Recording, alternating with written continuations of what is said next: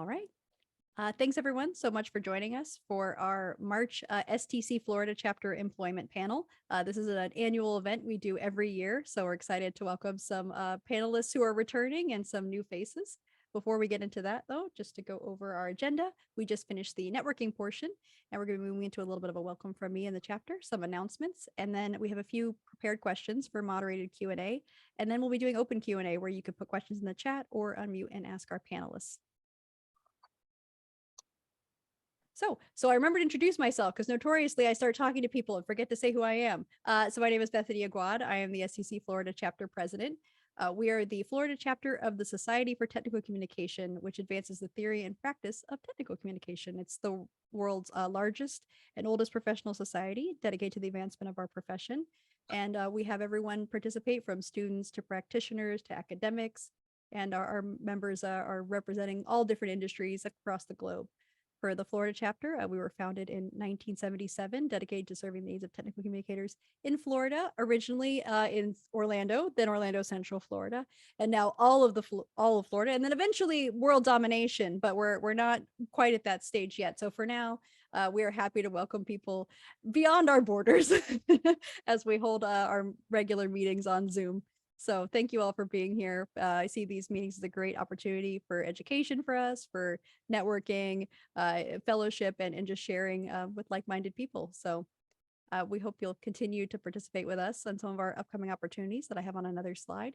And if you have any questions, put them in the chat and I will try to make sure to get to them. If not, Julia Southwick is our vice president for the chapter, and she keeps me honest, keeps me on track, and help me remember what dates are, as I tend to struggle with that.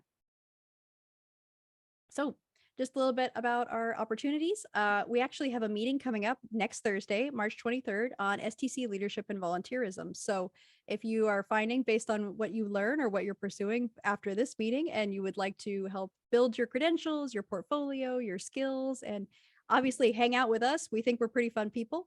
We would love to share with you what the STC journey has been like for us and some practical applications of things that we've learned, things that you can learn, and how you can use that to advance your career. For those who are not members of STC, you can join the organization at stc.org.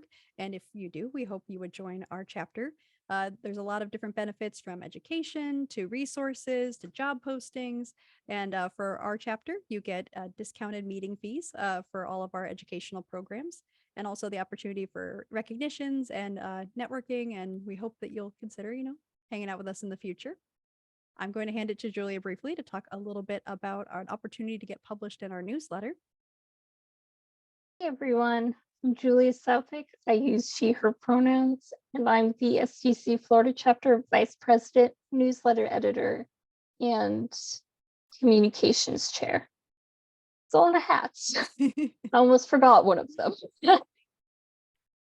As the communications chair, I run our newsletter, Memo to Members. And if you're interested in writing for us, just email me, let me know what you want to write, or send me your writing as it's done at the email on your screen. It will also be in chat.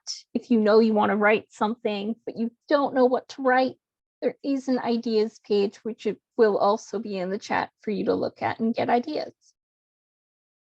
All right. Thanks, Julia. And I'll say that working with Julia is an awesome experience. I'm biased because she's been my mentee and we've worked together for a few years now and are volunteering, but also she's a very kind, gentle, and supportive editor. So do not be afraid of putting yourself out there if you'd like to have some additional portfolio items or just an opportunity to hone your writing skills. For volunteer roles, we're always looking for people who want to pursue leadership, whether that looks like serving as a, treasurer, secretary. You're welcome to come for my job. I've told many people, including Julia, I'm always open to a coup if you would like to be Florida chapter president. For now, I'm happy to stay, but just, the opportunity's there. But if you're looking for something for a smaller role, we have a lot of small volunteer opportunities, or we are looking currently for an employment chair that helps connect our members with recruiters and hiring opportunities beyond this meeting, or a membership chair to help us connect with members, especially now that we're primarily virtual, and find new ways to build community. So if either of those things sound interesting, I will put my email in the chat, and I would encourage you also to join us next Thursday or catch the recording for that meeting if you want to know really a deep dive on what each of those roles would entail and some of the other chapter opportunities. I should have pre-typed my email, but it's in there now. We're very lucky to have one of our panelists who's actually hiring right now. So for those who joined early for the networking, you probably got to hear a little bit from Christine about this job, but she said I can put her on the spot for this slide, and I'll share the link again about an opportunity with her company. Thank you. So I'm looking for a technical writer to join my team of 10 other tech writers. We do software documentation, so online help, user guides, training documents, knowledge base articles. So Bethany did throw the link to the application in the chat. If you go there, that link will take you to the posting for my team, but my company also has other technical writer positions open. So once you get there, you can just search for technical writer and it will pull up the others too. So I would love to get some applications. Great. Oh, and if you have questions, feel free to let me know. Okay. Yeah. Thank you, Christine. Thank you. Yeah. Do you want questions by email or LinkedIn or? Either will work. I will throw my email in the chat, and LinkedIn is fine too. All right. Great. Thank you. We'd love to help you find someone. Thank you. All right. I wanted to highlight that the overall society is having the STC Summit in Atlanta in May. I think we've moved into late registration, but I'm actually planning to go this year. I'm very excited. I considered driving to Atlanta, and then I realized it's 7.5 hours, and that is too long for me to drive at my advanced age. I'm not 20 anymore. So I will be flying to Atlanta. So this is bringing together technical communicators from all around the globe for educational sessions, discussing key trends, issues, cutting edge solutions in our field. It's really great, not just for education, but for networking.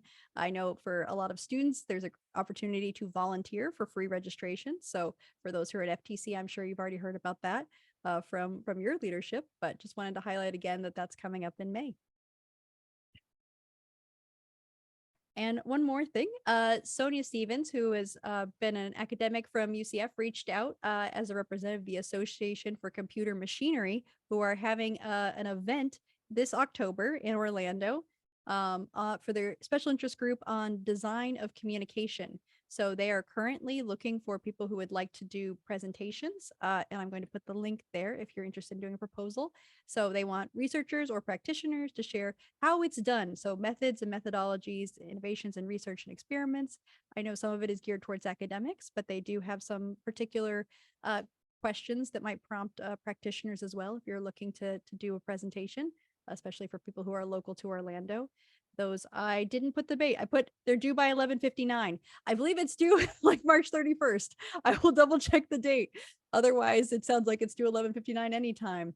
This is what happens when I don't let Julia check my slides and she doesn't check the dates for me. I have failed you. Sorry, Julia. You usually catch me. Here we go. Monday, March 27th is the deadline for those proposals.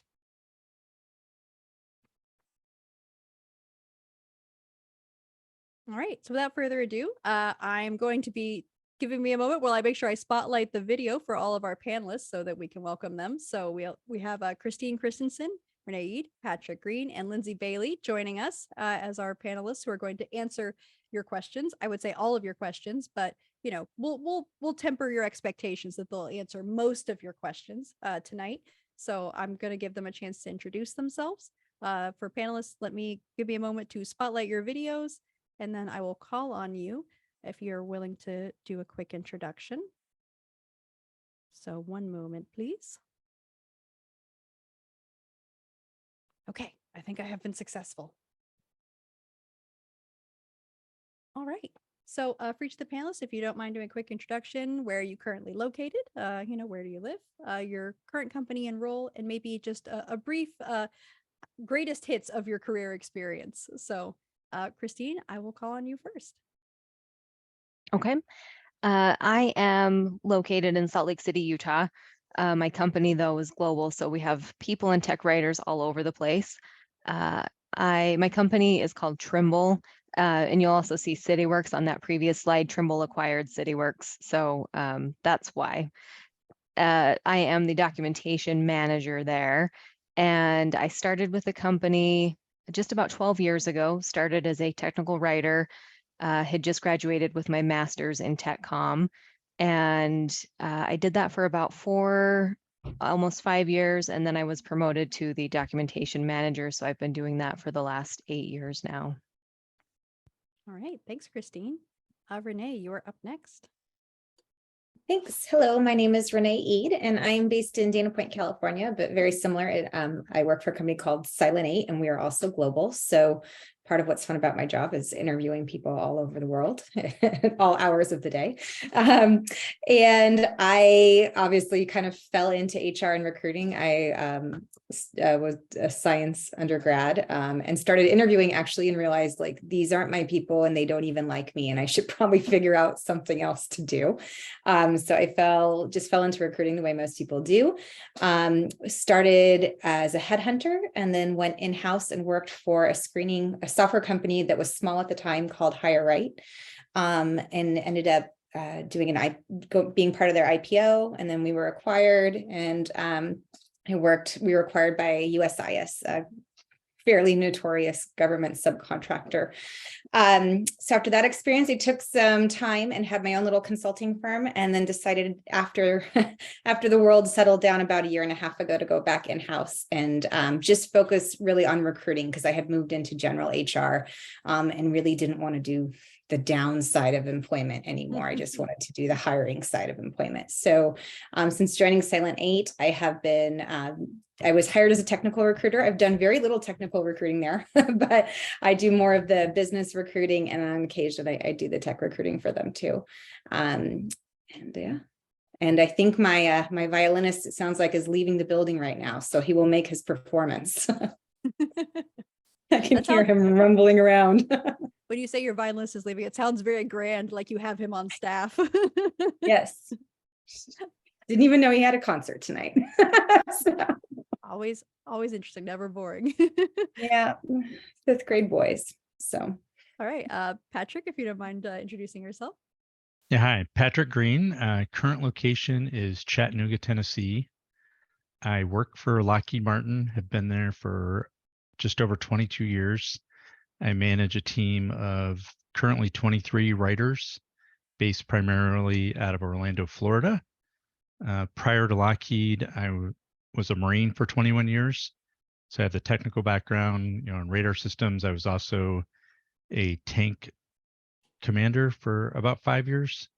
I've been in my current position for 8 years. Prior to that, I was a logistics project manager where I managed all the different aspects of a logistics program for a bigger program. Also sounds like it's never boring. Never boring, no.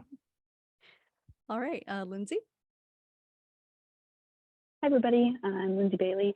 I also work for Lockheed Martin. I am currently in Orlando, Florida, a different business unit than Patrick, but still the same overall company. I am currently a senior technical writer. I am the task lead for a small group of writers currently. And I actually started out as a student intern through UCF. So it's been, it'll be 9 years in May that I've worked full-time for Lockheed Martin. It's great. We love a UCF success story. Gives everyone hope for the future. Hi, Alex. Oh yeah, just call out your fellow Lockheed. Yeah. Yeah. He used to be on my team. I was on a different team. I didn't realize that. That's great. Love. Yep, I've worked with him. And you say Alex is a pretty nice guy, right? You can vouch for him. Oh yeah. And actually, Nick was on our team too. Yeah, we've had a lot of chapter members who have been part of the UCF to Lockheed pipeline, I think, in the past couple of years, a couple of decades especially. So yeah, well, welcome. Thank you all so much for being here. We're glad to have you to answer some questions. So I have a few prepared questions, but for folks who are on the call, feel free if you want to put questions in the chat, and we'll make sure to grab those and ask those, or you can hold on to them and we'll give you a chance to unmute and ask after we go through some of the prepared questions. So I've got a broad question for the panelists. Beyond like the actual specific listed skills on a job application, are there some traits or soft skills that you look for in a candidate?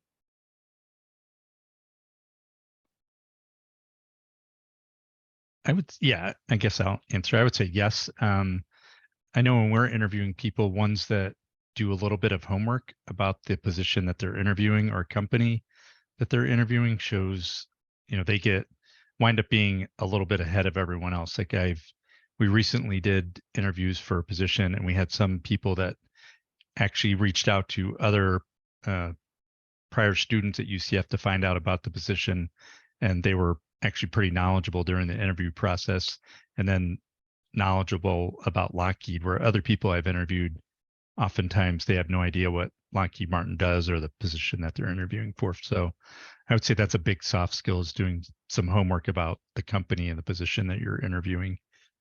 I would love to hear what they guess Lockheed does if they don't know. That would be a very interesting response. Yeah, it's always interesting. I think I saw Renee had unmuted. Oh, I was just going to add, it's sometimes the soft skills you're looking for a particular opportunity might be very related to the company culture.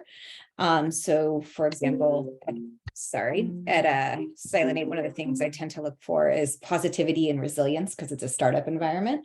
And so sometimes if you look at the companies, kind of what they say about their culture and their mission, it might give you a clue as to what type of soft skills they might be looking for as well. Yeah. And as someone else working at Silent 8, it's very dynamic, is what I tell everyone. So Christine or Lindsay, have any thoughts?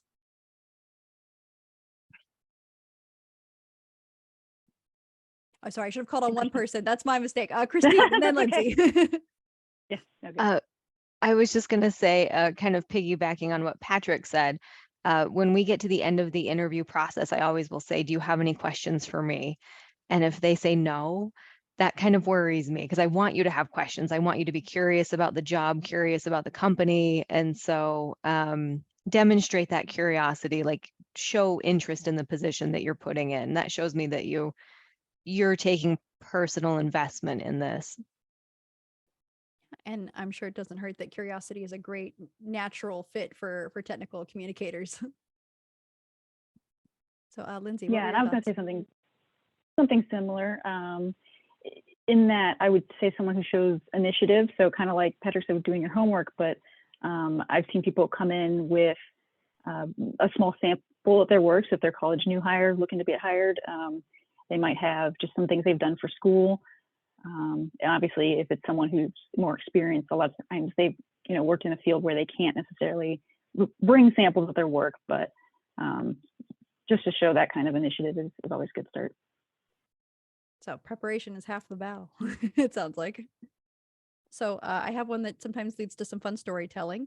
Have you ever been presented with a resume or taken part in an interview that really stood out and is memorable sometime later? I'm open to positives or negatives. We can learn from both.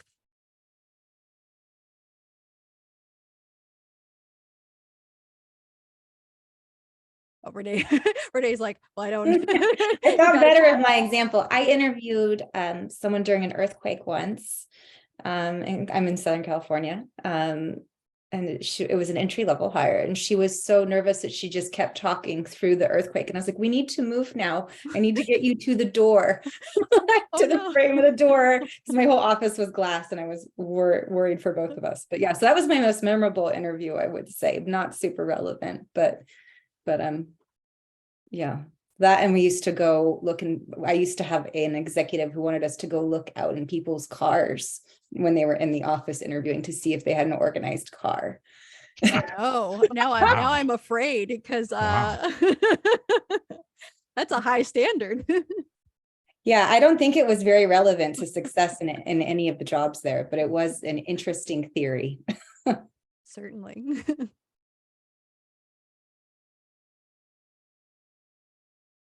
I see Christine nodding.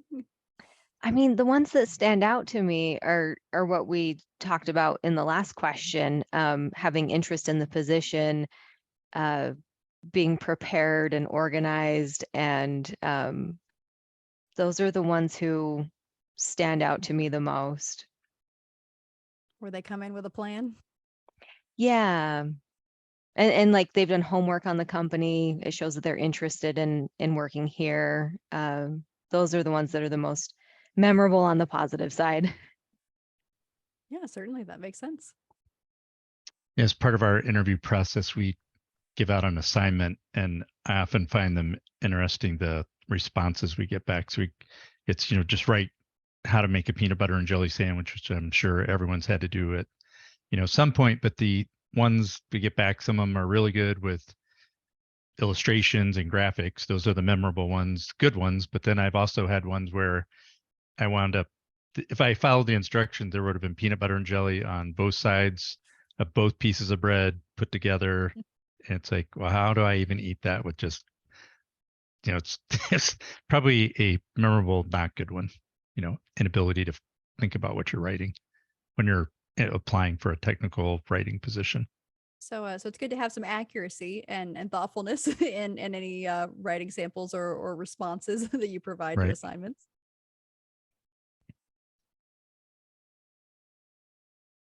And if Lindsay, you've had any to share, you could also share from personal experience if there's something from the other side that you felt was successful or something you would do differently. Yeah, I mean, that's a good point. I mean, in the role I'm in now, I haven't been in a lot of interviews. I've been in a few. As far as standing out, I mean, there was one person who they had a website. Actually, you could go to their website and look up. They had a whole background bio on themselves, and their sample writing was contained there. So I found that really interesting. Yeah, They kind of went above and beyond. they were like, look at them using technology to communicate about themselves. It's almost like this is a perfect fit for what we're asking them to do. Right. So I did see there's a question in the chat. I will save that for when we get to the Q&A right after this. So another question I know that comes up a lot is recommendations for job search strategies. So for people who are currently looking for work, aside from the obvious refresh your resume, look for job postings in the obvious places, do you have other things that you recommend people consider when they're looking for a job? I'll go. I would say take some time to customize your resume for the job that you're applying for. So if they're asking for specific things, make sure that your resume, as much as you can, demonstrates that you meet those requirements. Don't just pop over the same resume that you use for everything. That helps tailor, I used to find this so hard to believe before I got into this position where I did a bunch of hiring, where they would say, someone's going to take 30 seconds to skim through your resume and see if you're qualified. But now that I'm doing it and I'm looking through tons, it is true. Like the more you can highlight and make it easy to find those things that show that you match the job description or your experience matches the job description, it really helps. Yeah, just to piggyback off what Christine was saying, it goes back to the first question that Bethany answered or asked. It's that initiative that you're taking the time to do the research on the position, and then the follow-on part to that would be tailoring your resume or cover letter to what you're actually applying to is very, very huge. Yeah, that certainly makes sense. I know Renee's got something. Oh, and oftentimes, to piggyback on that, oftentimes just reordering your bullets on your resume, because your recruiters are usually going to just look at the top 4 bullets of any one career section. So just putting the most relevant things for that job in those top 4 bullets is very helpful for getting through that first review. Yeah, I think that's a good point. Renee got to hear from me a lot when we were hiring an associate technical writer last year, and we had over 120 applicants. And I was like, I will review every resume thoughtfully. And that was much more challenging than I anticipated. I've learned how to appreciate so much more the work that recruiters do. Lindsay, did you have some thoughts? Yeah, I mean, I would say on the flip side, tips for when you're job hunting is something we mentioned earlier. I don't know if everyone was in the room just yet, but not being afraid to put in that application, even if you don't meet, the requirements 100%, because some of the best people that I've seen hired, maybe wouldn't have been, the first pick on paper. So. Yeah. And if you're just getting started in this type of work, I would recommend some of the freelance marketplaces to build your, to get your experience going and build your resume, like Upwork or freelance or even projects through your university can be helpful resume builders when you're getting started. Yeah, it's a great point. And we have to give the plug for our organization. If you're looking to volunteer, it's a great way to build your skills in your portfolio. I was very lucky to have a lot of things I could share, especially even after I started my career, because as has been mentioned, sometimes after you've been in the profession, you have decades of experience and nothing you can show for it because it is all confidential work. So it's great to be able to pull samples from outside of your direct job sometimes. So I know we had just a follow-up question from Sarah, I think for Renee on top 4 bullets, I think total or from each job for the resume? From each job. And then I've seen people using, I know ChatGPT came up earlier in the conversation. I've seen job hunters using ChatGPT creatively to build lists of companies. And as a recruiter, I've been doing the reverse of that, right? So it's also kind of fun new technology to play around with to build target lists and to maybe have ChatGPT take a swing at some emails and outreach and things like that. Yeah, Thank you. We're all going to learn so much about how that's going to change our ways of interacting with each other in the world, especially in the coming years. So I know this is a question that usually is asked, so I'll go ahead and prompt it. What is the typical application process like at your company? Because I know it can differ from when someone knows about a job posting to when they apply to potentially interview and hiring.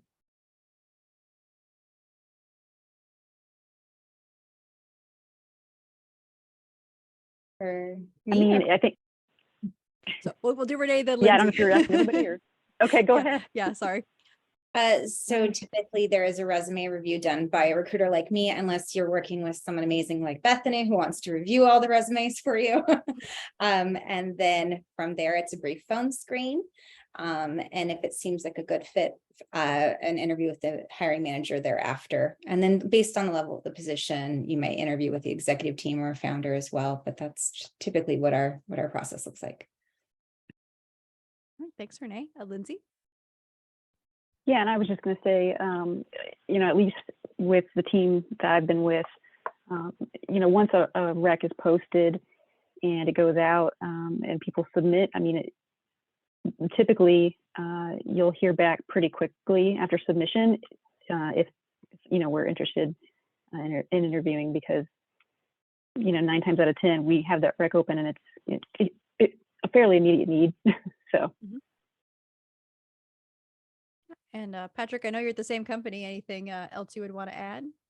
Yeah, I do things a little differently. So we have a really good direct pipeline from UCF into our team at Lockheed, where we work with the professors there to bring in either interns or recently graduated students as contractors, kind of as a trial period. And then if they work out really well, we bring them on as a direct hire at Lockheed using the formalized Lockheed hiring process. But that's something that we've done that's been very, very positive, and we've hired a lot of good people that way.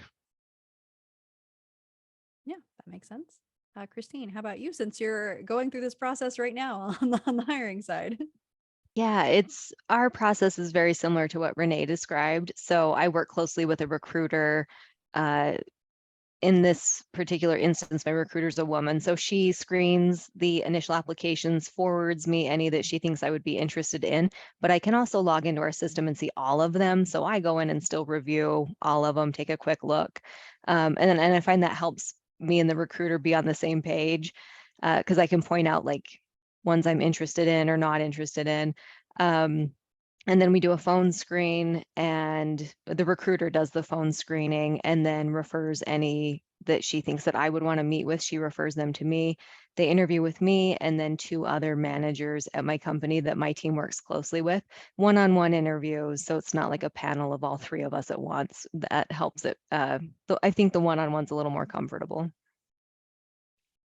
Having been on both sides, panel interviews can be very intimidating. And a little overwhelming, especially if it's more than 3 people. So I've got one last question for me, and then we'll jump to some of these amazing questions that are coming in through the chat. So this kind of goes back to what Christine said. So what sort of question would you like people to ask when you say, do you have any questions for me? If you have any examples, of things you think that are good questions. I know a common one that we get is, what does a day in the life of this, position, what would that look like? That's a very, I think it's kind of thoughtful. That's a common one that I see applicants ask. It shows people are interested in the work Mhm. itself. Or the culture, what is the culture like on the team? What are the team dynamics? Those kind of things. Yeah, that makes sense. Ones that I've gotten are like, what are things that you would expect me to accomplish in the first 90 days or the first year? Or where can I expect to be after the first year? What would my day-to-day work look like? And I like those because it shows investment, right? Like they want to stick around and know what they're going to learn out of this too. So those are thoughtful questions, in my opinion. Yeah. Lindsay, did you have something to add? I was actually going to say the same thing. The question that Patrick mentioned is one I do hear a lot as well. And but the one that Christine said about is one that actually that I used. It was, what would you expect me to accomplish in the first year? So, and that First went over year. well. So you're obviously. like, forget 90 days. Let's go for the year. I'm in it to win it. Yeah. So Renee, how about from the recruiter's perspective? Sure. So I think no matter what you ask, the person receiving the question is going to infer that has some degree of importance to you, or I'm always wondering, like, it's an opportunity to get a feel of what they're thinking about and how they're thinking about things. And if they're listening to me. So those are great questions, like expectations. I like it when people ask like 30, 60, 90. I like it, but sometimes I can't answer it, honestly. So I like that because it tells you someone's being thinking about deliverables and objectives and things like that. I'm also very impressed when someone asks me a question based off something that I shared during the conversation or that came up during the conversation, because that means they're listening and thinking as they're answering. So that can be, it's good if something sparks your interest during the dialogue that you can ask about as well. So it's great to be prepared, but also be engaged as you're Yes. having a conversation. We can't yet script it all with ChatGPT, but for now we have to form our own human responses. I'm actually going to ask Rolanda's question now because it's related. Are there questions a candidate shouldn't ask, or anything that's a red flag? Renee's making a face. I'm sure you've heard some bad questions, Renee. Oh, yeah, you're muted still. Not as many as I used to, but yes, I've heard some bad questions before. I can't imagine anyone would ask them anymore. But oh, now we're very curious. No, I mean, I can't think of anything that would be a real red flag that I've been asked recently. No. So pretty open to have different questions, as long as it sounds like it's not utterly inappropriate or rude. Anyone else have questions that would be concerning, or maybe red flag is strong, something that would give you pause?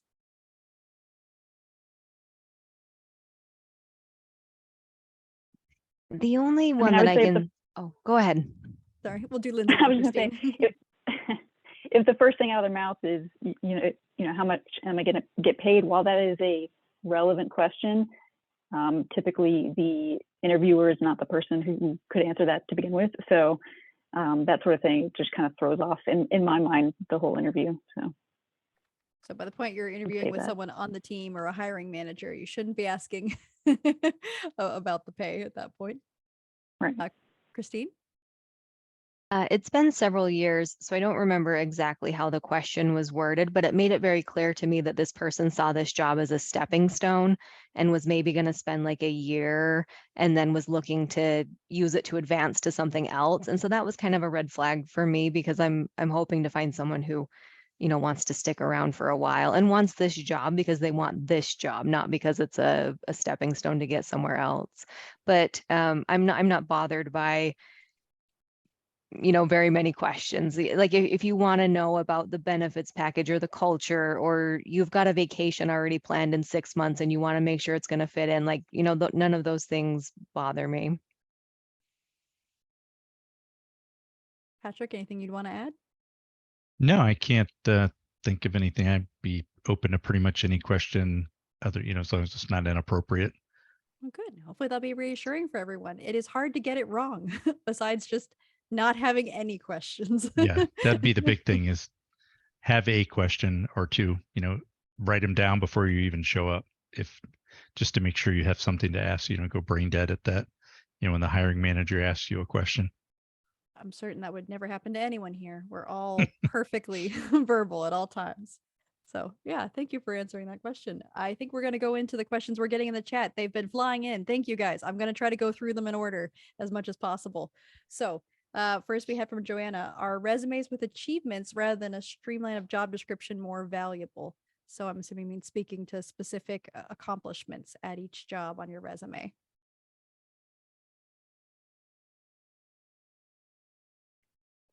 Any thoughts on that resume question? Yes, I would say achievements are more powerful, as well as metrics. And I know that might not be the easiest thing in technical writing, but if you have numbers and they're not suspiciously round numbers, that tends to catch my eye as well. So you're not interested in numbers that seem too good, too perfect. Yeah, if it's 200%, make it 203% or something, If all the numbers on your resume are very round, I am suspicious if they are real. Like if you really tracked that. Mm-hmm. So that's another thing. Track your work as you go, so you have good metrics to demonstrate. All right. I will, if no one has any thoughts on that one, I'll move to the next question because I see there are more coming in. So Yolanda asked, so for your resume, is it good to take qualifications for the job description and plug them into your resume? So I guess about how to do that keyword matching to make it easy for people to see that you've done your homework on the job.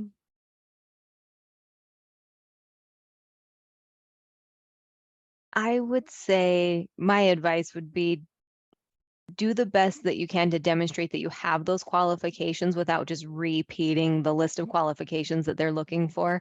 Kind of like what Renee said, you don't want anything super obvious, like false numbers. So you don't want it to look like you just took the bulleted list from the job rec and popped it in there, but put it in your own words, but match what they're looking for. Does that make sense? Yeah. So like if it says use these, one experience with this tool set, you could put in use this tool set doing this at this place is something I look for. That relative experience using Adobe or whatever, tool it is. Yeah, that's a great Excel. Yeah, Excel. Of yes, course. make sure you put your Excel accomplishments in your resume. Mm-hmm. It'll make a great conversation starter if you're with the right group of people, as we found out today in our networking session. All right, I think I'll move to the next question then. So Kate asked or mentioned lots of companies use applicant tracking software or ATS. Any tips? She said, I've heard different advice saying to attach your cover letter as the last page since ATS weighs the first page the highest.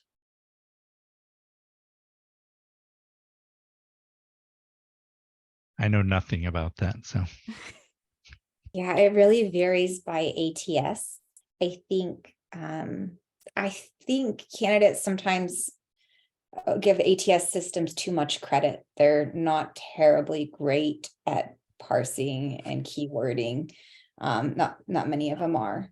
So there's still a lot of people reading resumes.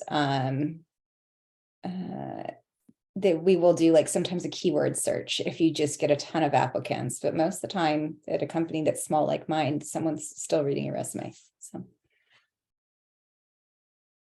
there's hope for humanity still to this day. I know that I read everyone that comes to me. So focus more, it sounds like, in making sure your keywords are easy to find for a human being first. And then it seems like that will hopefully naturally follow to giving you a chance through the tracking system. And as a recruiter, I don't read cover letters very often. I apologize for all the hard work put on cover letters. I think to a hiring manager. So once you've made that first cut, the hiring manager is more interested in a cover letter, but to get through that initial resume screen, I look more at the resume than the cover letter. So Makes sense. I think in those applicants that you screened for Beaver Day, I think we only had like 2 cover letters out of the whole bunch, and I did read them. So we've got a question from Diana. Do companies hold on to old applications even after hiring someone? That's an interesting question. We do. The tracking system that we use will show me if someone who's applied for my job has applied for a job previously with our company, and I can go see their application from their last time that they applied. Yeah, Lockheed the same way. They're kept. All right, so you'll still be in the system. I don't know how long though. Forever, because in the US for quite a while, if it's a European position, generally a year. So yeah, good to know. All right, so we've got a question from Rolandra. Is getting a master's degree or some sort of tech certificate worth it to help close gaps if someone doesn't have that sort of technology experience? I would say yes. I've recently hired someone that had a bachelor's teaching degree.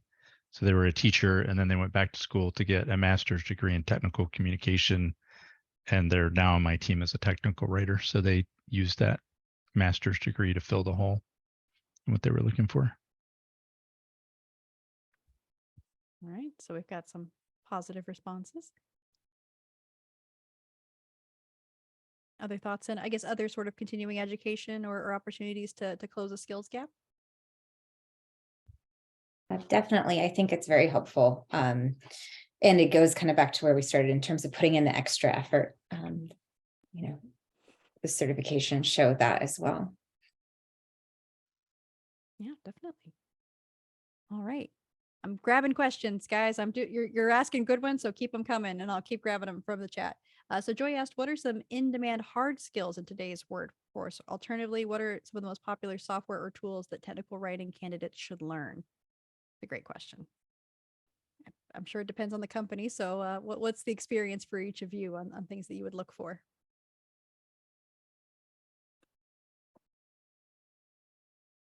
When I get this question, I'll tell you what my advice is anytime someone asks me this.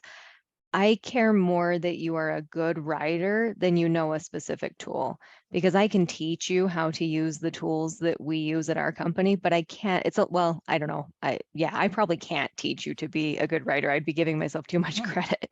But it's a lot harder for me to teach you how to be a good writer. But if you're a good writer already, I can teach you the tool that we use. So I care more about that than having the knowledge of a specific tool set. See, Patrick is nodding. Yeah, I would agree with what Christine is saying. It's like those soft skills that you just have. You can't teach those. Like you can't teach initiative. You can't teach attention to detail, thinking about what you're writing, but you can teach someone how to use Excel or Visio or ArborText or whatever, or how a complex system works. So I really look for those soft skills more than the hard ones. And to demonstrate that in an interview, just be prepared to talk about, a time where you learned a new skill quickly and what your methodology was for learning that new program. And I agree, that's way more important than having worked with the specific program we may be using. Yeah, so having good anecdotes for your interview is important. I always prepare my anecdotes, which I was told once was a little extreme. And I'm like, no, I want to seem natural and off the cuff with perfect examples for questions I might be asked. I did that exact thing for my current position, Bethany. Good. See, we're kindred spirits. Excel, preparation for interviews. Yep. So we've got an interesting question from Alex. Have you ever come across a new hire who interviewed well, but once on the job, the skills were not up to par? How would you handle this? Yeah, I actually did have that. I had a contractor that interviewed really well. She was a UF graduate, and she showed up to do her work, and she, like the airplane pillow, she actually had that at work, was doing this, watching the training videos. And luckily she was a contractor and I was able to fire her without too much hassle, but it was not two different people. The resume, the interview didn't match the actual work ethic when she showed up to work. So it sounds like you addressed it by saying, this is not a good fit. Yeah. Anyone else have an experience with someone presenting a little differently on the job? Yeah, I've definitely seen that. I've seen it a few times with students because we also have the same student program. I apologize if I'm moving around a lot. My cat is in my lap. Cats are welcomed. Yes. Hello, this is Jill. But yeah, so, when that's happened, especially with an employee, it's a little bit more difficult to kind of like what Patrick said, a little easier with a contractor or a student, but when it's an employee, it's kind of a little more difficult to fire someone. So we would typically try to, I guess, get to the root of, why they're not performing. Is it dissatisfaction with the job? Maybe there's a better fit for them on another team, that sort of thing is typically what we'd see. Yeah. So if there's an opportunity to coach someone or give them skills or something like that, that's worthwhile investment. So we have a question from Sarah. I'm going to ask it, but I might have some follow-up. Sarah asked, what do you want the most out of answers for behavioral and technical interview questions? So maybe thoughts on that sort of question in an interview? So for a behavioral interview question, which is like a tell me about a time when, right? Exactly. That's like your big clue. That's a behavioral question coming your way, right?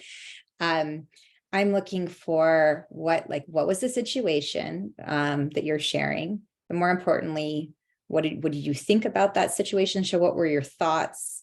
What was the outcome? What did you learn from it is probably the most important thing I'm looking for. And if someone's really strong, they'll even give you oftentimes how they applied that learning. So that's always like, especially with like managerial level positions, I'm always looking to kind of like actions, thinking, outcomes, learning, and application is kind of what I'm trying to dig for when I'm asking behavioral questions. So. Yeah, it's a great framework. Patrick, do you have something to add? Renee hit it right on the head. It's the, that's exactly what you're looking for. And I see it in the chat also, the situation, action, result, the SAR response. So that's exactly, what you do. We have two related questions from Roland, or at least I'm going to group them together, which was, how do you guys handle a candidate who has extreme anxiety when interviewing? Or what if you suck at interviews in spite of practice and research? I feel these questions are closely related. So how would you address interviewing someone who could tell is not entirely comfortable? I usually try to put their mind at ease. I can empathize with that a lot as someone who's been on the other side trying to interview and dealing with anxiety around it. So if I can tell they're nervous, I'll usually just say, hey, I kind of get the impression that you might be a little nervous about this, but it's just me and you. We're here to have a conversation about the job. You want to be a good fit, but I want you to be a good fit. Like we mutually have something in common out of this. And so I do my best to put their mind at ease, but it's tough because I know what it's like to be in that position. So how would you address that when you've been on the other side of being nervous or not being comfortable in an interview? I see. Yeah, we have a suggestion of practice with family and friends. Yes. Yeah. And I don't know if you had something to add to that, Christine. No, go ahead. Yeah, I was just going to say practice, like Bethany had mentioned, whether it's with family, friends, other people maybe that are in manager or hiring positions, try and work with them. It comes down to that practice and just being comfortable talking about whatever it is, whether it's practicing SAR type responses to a variety of questions or, answering questions about things on your resume. It's just that being able to speak about what it is that you're getting asked, I guess. So practice. So maybe if you're afraid of talking, is it Toastmasters? Maybe get involved with like a Toastmaster thing, which gets you out there talking more.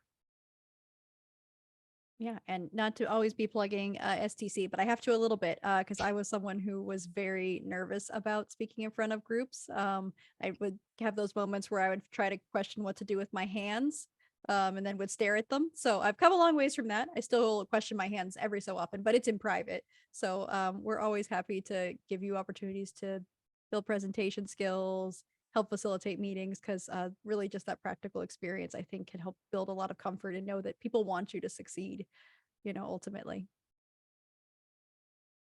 So we've got a question from Jonathan. Should a resume avoid mentioning remote as in remote work? What does it look like when the applicant lives in another city or state? I think we definitely have some good people to ask that question to who have hired remote employees.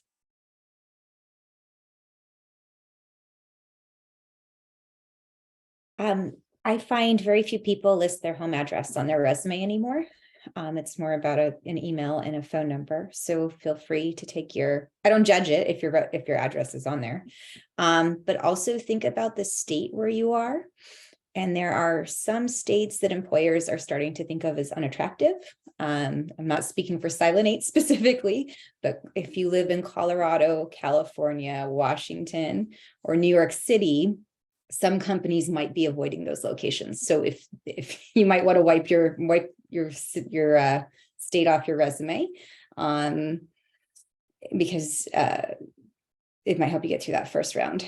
Yeah. So, but I don't think mentioning remote on a resume would hurt you. One thing I would say about the marketplace right now is that jobs that are remote are getting a lot more applicants than ones that are not. And I've heard from a number of friends who are looking right now, most of the response they're getting are from companies that are somewhat near their geography. So I don't know if that's helpful or not, but. Yeah, makes sense. So you're saying we should also celebrate those of us who are in Florida and no one is biased against employing us, aside from us being Floridians potentially, but that's a Florida is a very great place to be from an employment perspective. Yes. Other thoughts on, remote employees, or whether someone should mention they've done remote work on their resume? Not really. No. No pros or cons. It's just a reality we live in. So we've got a question from Joy. What is a good number of work samples to Jessica, were you asking a question? I was just going to jump in because I did get this feedback, but maybe this has changed after the pandemic, but I'd love to know people's opinions. Only that showing that you've worked remote for a longer period of time could be helpful because you've shown that you can handle it. Just, that I worked at a job about 12 years ago where like 1 or 2 days out of a month we work from home. And I think that was seen as a good thing because you're not just like the person who's trying to get their webcam, or, and doesn't understand how to structure their time or something like that. I didn't want to end that conversation without asking that. Sorry to butt in. I don't know if that's accurate or not. I just thought I'd throw that out there because that was something I'd heard. So maybe that's a question in our, ever since the pandemic, where many of us have moved to remote work, who might not have been previously, is there value in demonstrating success as a remote employee? If not on your resume, then in an interview for a remote position. And by the way, I just listed the location of the job as the town and remote. That's what I meant. I don't think it would be bad if you're interviewing for a remote position, because there are some people that probably do have a hard time, structuring their own life when they're just at home, dividing that work home life balance. I know I've been remote full time for, I guess, 3 years, almost to the day. Yeah. Oh, yeah. Happy remote anniversary then. Yeah, since whenever we got sent home for COVID. Hard to believe where the time has gone. Renee, did you have a thought? Oh, I was just going to say, sorry, I misinterpreted the question. But no, I don't think putting that you work remote would hurt you. I also think it's not as significant as it was before COVID, right? We all kind of got the opportunity to work remote during COVID, so it's less of a screening thing than it used to be. That certainly makes sense. Apparently it's also Jessica's work from home anniversary. Yes, we won't reflect too much on what the road was like 3 years ago. We'll keep it moving, keep it light. So Joy had asked, what is a good number of work samples to include a portfolio? And can a student or recent grad add papers as writing samples? I would say pick 1 to 2, of your strongest. And yeah, I mean, if a paper demonstrates your writing ability and it's not, an entire book length or, a thesis, then yeah, definitely. I usually ask for 3 writing samples. A college paper is fine because it shows me that, your writing skill, but don't make all 3 of them college papers. And sometimes with writing samples, I would encourage people to get a little creative. Like I had someone apply for a job 7 years ago. She's one of my top performing employees. I found out after I hired her, she did not have writing samples when I reached out to her. So she went and documented, like one was how to do something in Microsoft Word, because we're software documentation. So show me you can document software with your writing sample. She just picked a task in Microsoft Word and documented the steps, and it was wonderfully done. And she made it up for the job application. So don't be afraid to get creative.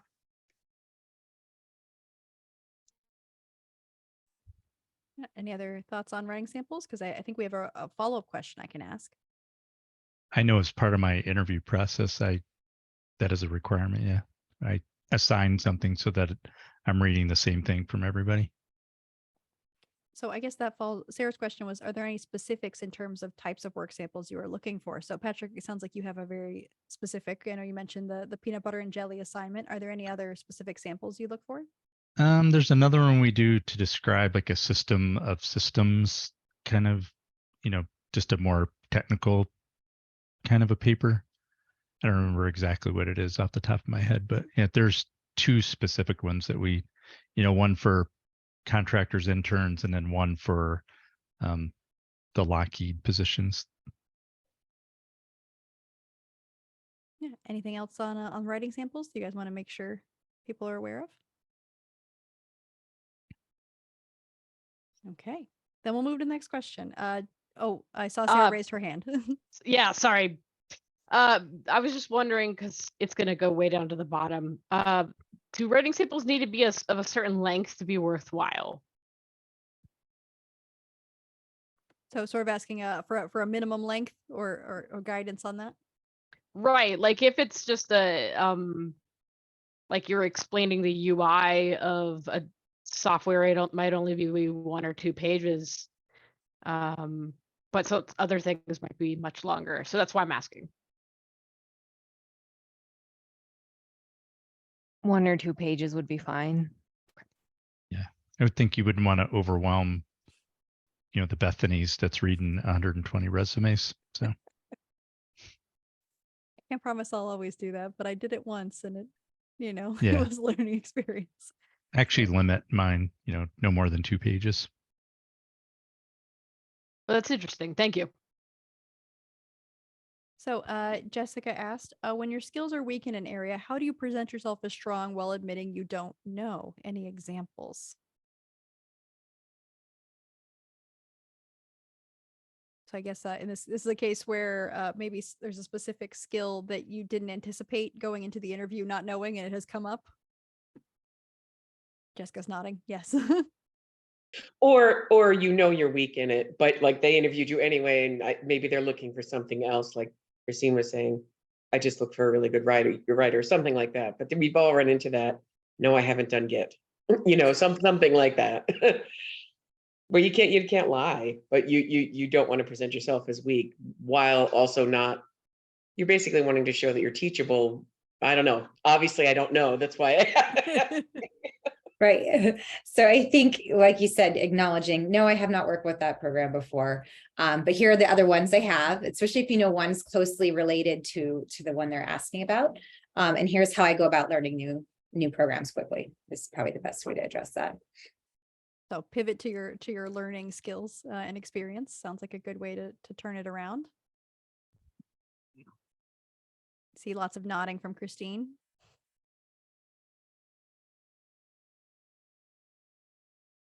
All right. I don't have anything to add, just agreeing.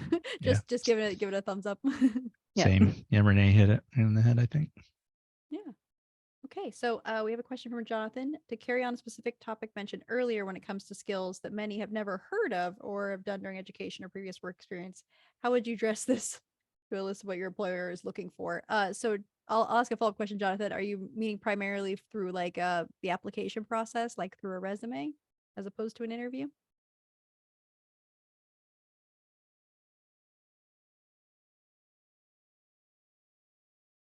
Or both. Okay, so it's sort of I think following on Jessica's question about how to address something that you're completely have not been exposed to in your work experience.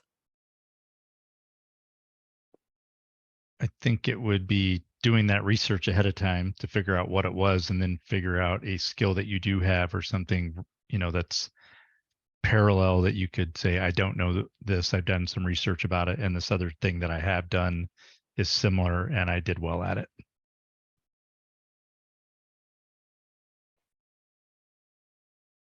And then going and quick learning something about it. If you're completely stumped, that's okay. Sometimes can be okay. If you make it to the next round, it is good to somehow work it in, though, that you looked it up and you learned a little something about it. Kind of going back to the putting in extra initiative and effort, and doing your homework. All right, I'm seeing more nodding. Anything from Lindsay or Christine you want to add? All right. I unless I've missed it, I have one question left that I grabbed from the chat from Joy, which was how can candidates prepare ahead of time to make the interview smoother for them and the recruiter? So I know we've talked about preparation, research, any potential software, skills, the employer. So I guess it's anything additional that you think people should prepare for a smooth interview. I mean, definitely being on time, being organized, pretty standard interview skills and preparation. But Oh, Renee, I think you're on mute. I see your mouth moving. Sorry, being familiar with the job description, and I know that can be challenging if you're applying to a lot of jobs if the job's no longer posted, getting a copy of that job description so you can be really familiar with it, and prepare stories that seem relevant to the work at hand. And I used to, because I would get very nervous about interviewing, I would go and actually write out the story so that I knew if I got too nervous, I would remember it. If I just picked up my pen, I would remember having written that story because that's the way I learned. Having a couple fallback examples from your career when you learned something or when you dealt with a difficult person or delivered a project, just having those down can really help you through an interview. Same as Renee, write it down. It just gets it in my head. I did that. I mean, it makes sense as technical communicators that prepping our communication would be a natural skills fit for us. I see Christine nodding. Yeah. And Alex put in the chat technology check. So if you are interviewing on a platform you're not comfortable with, like maybe you use Google Meet and now this is on Zoom, most of those you can set up a free account, try it, run through it with a friend, make sure you can connect, make sure you're in a good place with good internet. Because if you're a no-show due to technology issues, we don't know that you tried to get there. We just see that you didn't show up. So that's a really good tip from Alex. I saw Rolandra ask, is getting to the job interview 10 to 15 minutes early a good rule of thumb? I suppose that would differ whether it's in person or virtual. What sort of guidance would you provide to someone who is, going to show up a little bit early? Yes, if it's in person, and be very nice to everyone you encounter, especially whoever is working at reception, because when I used to work at an office, I would always get the receptionist's opinion. Oh. It sounds like it was not always positive. No, I mean, this was a while ago, but people would come in and be rude to reception, and that says everything about someone's character, right? So yeah, every interaction, if you're in an office, put your best foot forward. So. Yeah, I see Kate has raised her hand. You are on mute, Kate. Sorry. You were so ready. Yeah, I was. My dog was sneezing, so I was like, wanted to. Understandable. You did actually miss my question. Sorry. That's okay. Although to Renee's point, I used to have blue hair. It's almost gone at this point, but having worked in medical and pharma, as soon as I switched to software, I was like, I'm gonna go with blue hair. And the receptionist, after I was hired, she was like, I told them to hire the girl with the blue hair. So I was like, thank you. But my question, it was a two-parter actually. One, there's so many different, obviously networking is the primo way to do it, but there's so many different job sites, Indeed, LinkedIn, ZipRecruiter, FlexJobs, talent.com. If you have to focus your energies, are there any in particular that you would recommend or your favorites for finding positions? I see someone say go direct to company websites, but you have to know, like, yes, I did that, but then that you all needed government clearance for half of them. And I was like, well, okay, no. And then the second part, Renee touched on it. I was going to ask for an honesty time about cover letters, because I'm someone who likes to put a lot of detail and stuff. And I've had people admit that they don't read them. So I'm like, okay, well, I don't want to be judged for not doing it. But then if people say they're not reading them, then like that just really, hurts my heart. So I think that was two questions. So I'll just stop talking. I love cover letters. I love it when people include cover letters. It's another way to demonstrate your writing skills to me when I review your application. So I do believe that they're kind of a dying art, but I think they're very applicable to TechCom because it's just another way to show your writing skills. Yeah, I agree with Christine. And it also gets back to one of the first things we talked about. It's that extra effort, the extra initiative. You're taking a little bit extra time, especially if you spend the time to tailor it to what you're applying to. I definitely read them all and look. I think the people that do them get a, hey, this person took the extra time to actually write it. Hopefully that's reassuring, Kate. I'd always be read by in screening, but at least hiring managers in our field do like them. I wish we could get on the same page, because it's kind of like almost a dating game, right? I wish we could be like, have the opportunity to put the cover letter at the second round, kind of what Renee said. Like the recruiter's probably not going to read it, but like if you get past that point, then I will absolutely Yeah, a two-step application would be nice, because then you could, as an applicant, save some time, but. See, look, I'm already rejiggering the system. Systems thinking, we should just change it to make it work better. So for your first question, I guess, does anyone have any advice on maybe which job search sites or approaches to target rather than having to hit all 50 of them? I think Indeed is quite good. LinkedIn is good too. Your time is valuable too when you're searching. So if a company is making a really lengthy application, be mindful of your time and how they're going to respect your time as an applicant. Well, and since I have the microphone still, what about applications that don't post a salary? Because it's kind of like, on one hand, no, it's not, the money isn't everything, but if they're not posting it, what is that telling me on my side? I don't know. I hate playing games. I just want to be like, I cringe because I'm working on this at my current employer. But yeah, I don't think it reflects well when companies don't have pay ranges. That being said, we still get a lot of applicants. So I think the trend is definitely moving toward pay ranges being posted on job descriptions, which I am happy to see.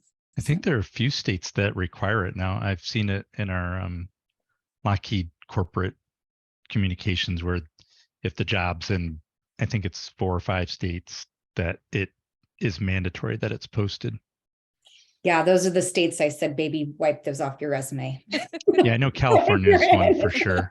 And I say that with love as a Californian. But. Yeah, I'm pretty sure. Yeah, California is one of them, if I remember. I've also seen ones with like $100,000 range on it, and I was like, that seems very broad. Yeah. Thank you. Thanks for the. And thanks for the questions, Kate. I see Rolanda's followed up on the arriving early for online interviews. Is 5 minutes early good or earlier? I suppose it depends on if you did your technology check ahead, like Alex recommended. I think 5 minutes is plenty. Yeah, if you've done your tech check, 5 should be plenty. It is handy to have the email address of whoever you're meeting with nearby in case your internet goes down, so you can click on your cell phone, send them a note or something.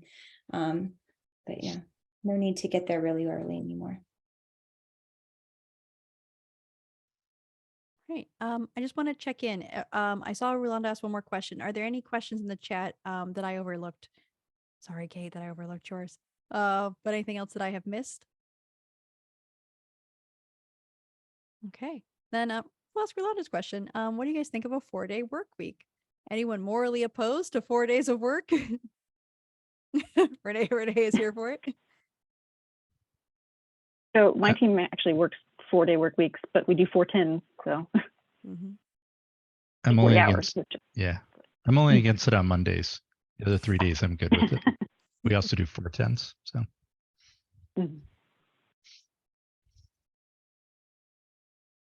All right. So I know we're caught up on the chat questions then. Are there anyone want to raise their hand, ask any questions immediately on the call? Or you're happy to type them. Kate is back as she promised. She's got things to share and I'm here for it.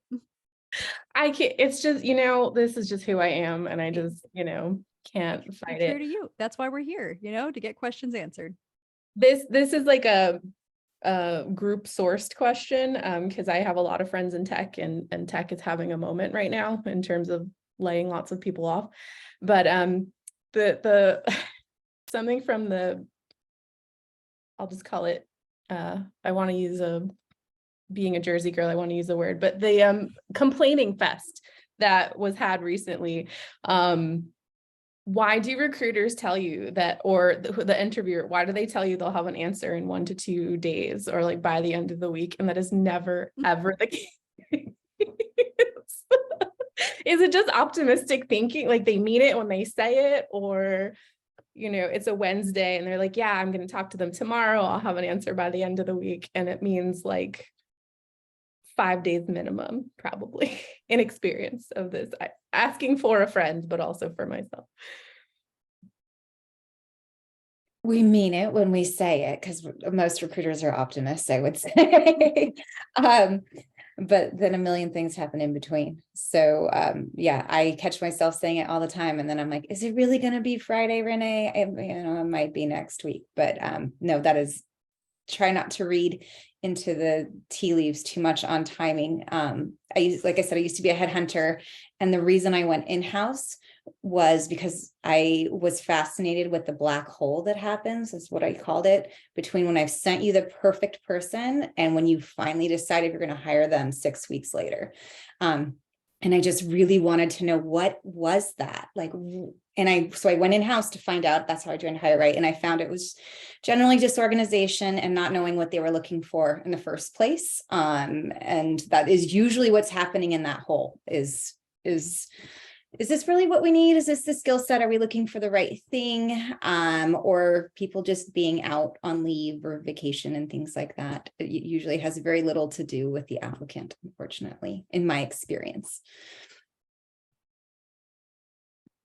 I completely agree with that. And that's been my experience as well. It's not you, it's us trying to get all of our ducks in a row.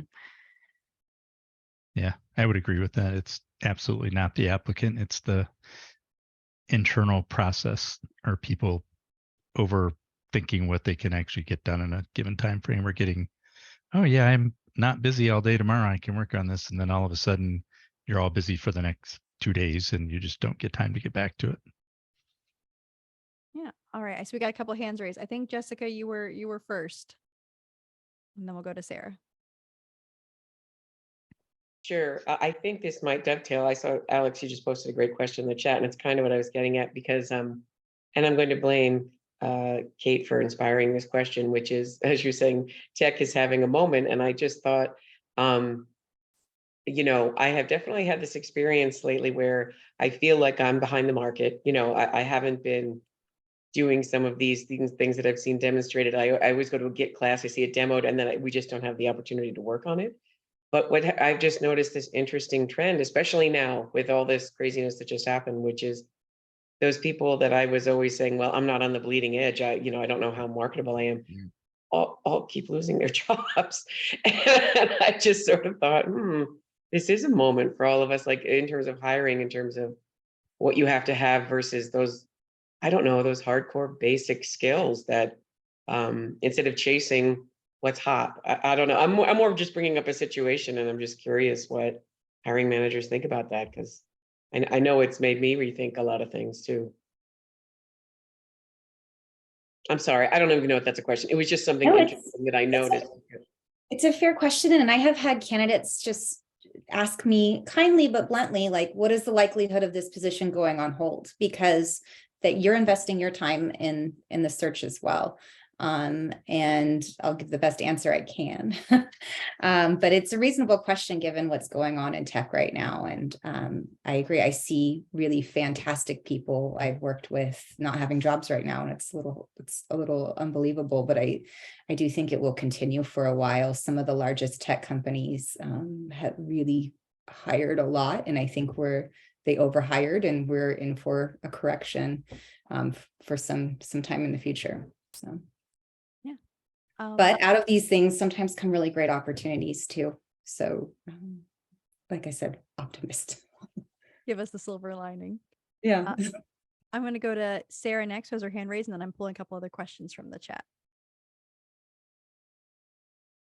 Sorry, Sarah, you're on mute. Yep. No, yes. So I guess this is specifically for you, Renee, since you mentioned you're a former headhunter. Do you know why external recruiters like message a candidate and then ghost them once they've responded? Because I've actually run into that a lot lately. My husband was just complaining about that. He was like, what's with you people? Typically, it is because they have gotten new information that no longer makes you the ideal fit for the position, or or the position's been filled, or they've lost the customer. Again, probably has very little to do with you. So more than, yeah. Do you think following up is helpful? Yeah, it can be helpful because it could just be they're disorganized, right? So a follow-up would help in that case. But more than likely, if they're not being responsive, it's just because time is money. They're 100% commission, and if they don't think it's going to be a fit, they're not going to invest the time. That's the case with most headhunters. Now, some are really good, and they see that they're in it for the long term, and they care to build those relationships and rapport. But that's a certain small fragment of headhunting. Thank you. I really appreciate that. It's good insight. Yeah, it's a tough field, especially when they have to maintain the confidentiality of their customers and stuff. It's tough. Yeah, thanks for sharing us what it's like on the other side, because I think, not speaking for all technical communicators, but we like to understand everything, and when we don't have information, we try to fill in the gaps in our own minds. It's a tough model. It all goes back to being 100% commission, really, at the end of the day. It's how they're. Yeah, that makes sense. So I think it was kind of related to Jessica's question from Alex, which was, speaking of, do you think tech is going to get rid of the hiring committee? I once went through the ringer at one of the FANG companies, and the process was just too much.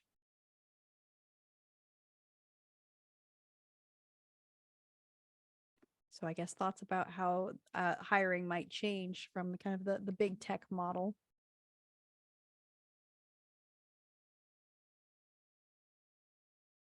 I mean, for me, I like the committee approach because I have two other trusted managers that I get to get their feedback on what they think of their meeting with you. And it's helpful for me, really helpful for me to get their feedback. But I mentioned earlier, we just do one-on-ones. We don't do like the panel of all three of us. So hopefully that helps it feel a little less intimidating. But personally, I don't see me moving away from that model because I value the input of my colleagues. Yeah. I don't see me shifting from the way I'm doing. I have myself and one or two other people. And the same reasons I value the input of the other people. I don't want to be the sole person making that decision. Yeah, and I think employers in big tech are going to get their way for a little bit longer. So I don't see them changing those practices anytime in, the next 6 months. Makes sense.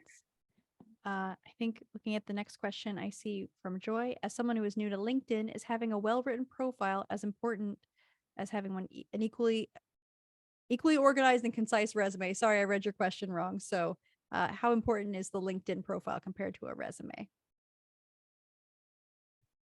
I would say it's every bit as important. I know the resume is going to get you the interview, it's going to get you through Renee and to the hiring manager. But as part of that interviewing, diligence part that the manager is going to do, we go look at everyone's LinkedIn profile. We look for writing. You're applying for a writing job. So how well did you do on your writing on your LinkedIn thing? It's just another writing sample that you're providing, without really providing one. And one thing to watch for is that the dates on your LinkedIn profile match the dates on your resume. That's kind of a nit I have, and sometimes I can catch people fudging their background that way. Yep, consistency. Is there anything you like to see different on LinkedIn? Because it would be very easy for, and I'm probably guilty of it, that my LinkedIn is pretty much exactly the same as my resume, except for the, the part at the top, and it has a photo. Is that a missed opportunity? I don't expect a whole resume to be on LinkedIn, but I don't feel strongly one way or the other on that one. Yeah, I mean, if you have things you can demonstrate, like, a lot of times people try to keep their resume to one page. LinkedIn can be a little longer. So if you have things like where you've volunteered, or there's all kinds of sections on LinkedIn for awards, volunteer work, published. If you've been published anywhere, you can put that on your LinkedIn. So I would say if you have those things, do add them to your LinkedIn, because it only adds to your portfolio as a candidate. But not having anything beyond your resume on your LinkedIn wouldn't be a concern for me. And I saw we had a question that's related. Is it beneficial for a candidate to learn in public by posting on LinkedIn to show skills, interests, drive, etc.? And it sounds like, Patrick, maybe you were mentioning looking for beyond just the resume. Yeah, we absolutely go look at everybody's LinkedIn to see what it says, and have often found discrepancies, like Renee was saying, where things were different and didn't line up on, between the two. So it leads to questions and maybe not getting interviewed. I saw Jonathan asked, is it best to put your LinkedIn page on your paper resume for further reference? Jonathan, might especially be helpful if you have a common name, which I think you might. I would say yes. It helps making sure that we're finding the right person, if you, regardless if you have a common name or not. So regarding them being different, one thing that I run into is I'll want to like personalize the resume for a job. So I might remove some bullets or something like that, or put different things. Is that a concern in terms of it being different? Or you're talking about something different? Go ahead, Renee. Oh, no, what I'm looking for is employer and dates of employment. Got it. In a professional looking LinkedIn is all I'm looking for there. Got it. All right. Thank you. Yeah, I'm looking for like inconsistencies. You said you did this thing in your resume, but that thing is stated differently, or different time frames in your LinkedIn thing, your LinkedIn profile. So we're close to the end of our time. So I'm trying to make sure I catch all the questions. We have a good one from Diana. When asked, what's your expected salary? Should you lean towards the lower end, the higher end, etc.? Not sure if this is a trick question for filtering out candidates. So advice on how to respond. In this day, I think it's perfectly acceptable to flip that question and ask them their salary range. Is how I would handle it. And then, really you've got to kind of calibrate from there how you want to answer the question beyond that. But yeah, you can definitely get screened out if you're above the pay range. So. And a good dodge can be, I'm looking at the total package, right? I'm looking for a base. What are the benefits? Do you offer a bonus? And just showing them you're interested in being an employee long-term and kind of the total compensation package as opposed to just the salary or the hourly rate. See Christine Yeah. nodding. Yeah, I would agree with that. I also hate the salary discussion on my end because sometimes I feel like we have really good candidates that might get screened out because their salary requirement was just a little too high, and I hate that. So it's tricky, but what I would do is if you're asked point blank, what are your salary requirements? I would do what Renee recommended of like, well, I'd like to see the total compensation package. What are your benefits? What's the paid time off? And frame it in that, I need your salary information and your benefits information and all that so I can evaluate the entire thing and decide, because I mean, that's a huge part, your benefits and your paid time off and all of that. So, but yeah, I also want to acknowledge it's tricky. The salary stuff can be really tricky. Yeah, I was job searching last year before I joined Silent 8 with Renee. I turned down a job I actually was interested in earlier in my search because they only offered a total of 10 days of all PTO. So that was vacation and sick day. And they thought that 10 days was very generous. And I said, what if I get COVID? Are there additional days? And they said, nope. So I did not take that job.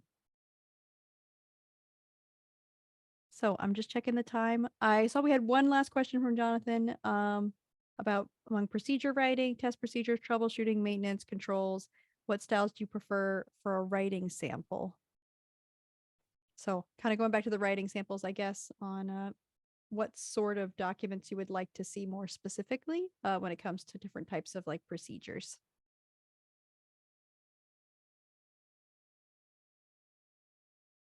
We do software documentation, so I want to see writing samples related to that. So I'd say look at what does the company that you're applying for, what kind of content do they create, and what do you have in your portfolio that is close to that?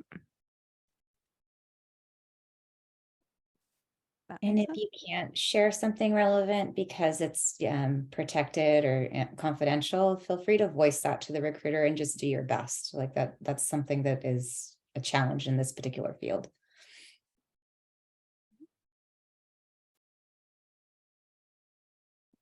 All right. We are at 2 minutes till 8:30. I just want to check in. Did I miss any last questions? Because I think we'll call it otherwise, but I don't want to have overlooked a good question if someone put it in the chat. Thank you, everyone, for being so active in the chat, for asking and answering questions, suggestions, experience, reactions. I appreciate your engagement. I hope you all found this really helpful. I think I'm going to go ahead and move to our closing. So I want to thank all of our panelists, Christine, Patrick, Renee, and Lindsay, for giving up your time, possible violin recitals, or other things that you might have been doing. Your expertise is really valuable to our members, and I know especially for people who are coming from an academic background, having this insight into the professional side of things is incredibly valuable. So we really appreciate you being here. For everyone who has joined us, I hope we'll see you at another STC Florida chapter meeting. As a reminder, we do have that meeting next week on leadership and volunteerism in STC. So if you're looking to build some of those portfolio items, maybe some writing samples, hopefully we'll see you there. You're always welcome to reach out to me. I'll put my email in the chat again if you have any follow-up information. And I realized I didn't check with our panelists ahead. Are all of you comfortable if people reach out to you on LinkedIn? I'm seeing nods. All right. So feel free to reach out to them on LinkedIn. I think they're great people. Thank you for being here. And hopefully if I don't see you next week, we'll see you next month at our next chapter meeting or at one of our virtual networking meetings. They will all be conveyed by email and on our chapter website. So thank you all so very, very much. It was great to see you. Great conversation, and take care till next time.